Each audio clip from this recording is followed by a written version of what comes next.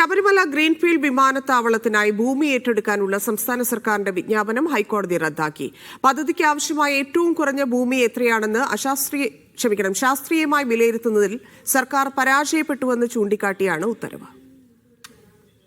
Sabarimala greenfield വിമാനത്താവളത്തിനായി Cheruvally എസ്റ്റേറ്റിലെ 2263 acre ഉൾപ്പെടെ 2570 acre ഭൂമി ഏറ്റെടുക്കാനായിരുന്നു സർക്കാർ നേരത്തെ അനുമതി നൽകിയിരുന്നത്.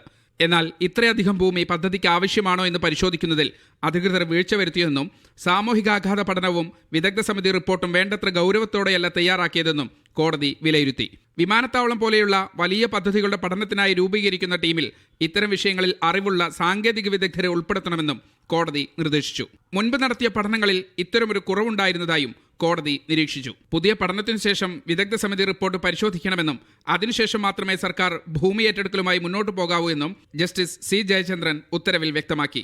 ചെറുവള്ളി എസ്റ്റേറ്റ് ഉടമസ്ഥാവകാശം ഉന്നയിക്കുന്ന അയന ചാരിറ്റബിൾ ട്രസ്റ്റാണ് ഹൈക്കോടതിയെ സമീപിച്ചത്. മീഡിയ 1 കൊച്ചി.